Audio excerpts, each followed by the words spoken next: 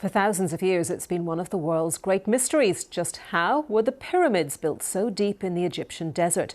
Now, scientists say they have the answer. They found evidence of a branch of the Nile, long since dried up, which they say was used to float the giant blocks needed to build the 4,000-year-old structures to their destination.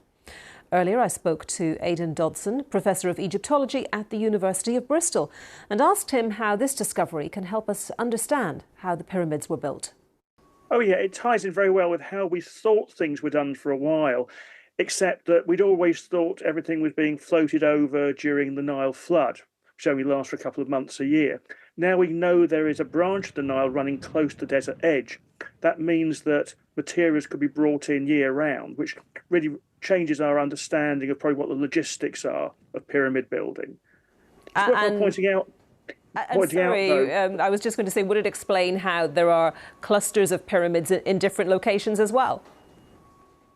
It would certainly, looking at the topography, it does suggest that certain areas are better from the point of view of river access, certainly. And the pyramids, they have a habit, don't they, of revealing little nuggets of information over the years? Yeah, although this is something which is very much in the detail. I think that it's important to recognise that actually people talk about the mysteries of the pyramids. In fact, there are very few of them.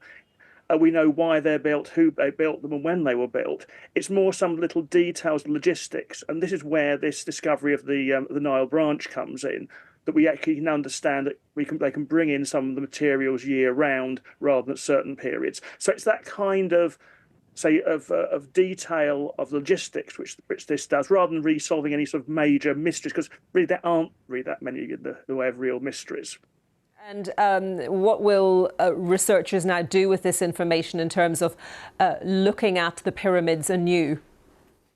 I don't think it's so much the pyramids we'll be looking at it anew. It's more the whole topography, because what this discovery of this new branch is, it means that Egypt looked very, very different from what we thought it did.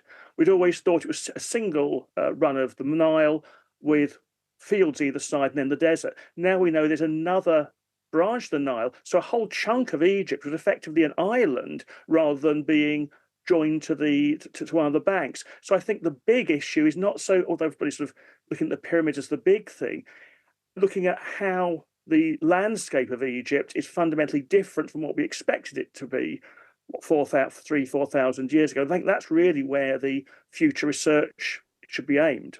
Professor Aidan Dodson.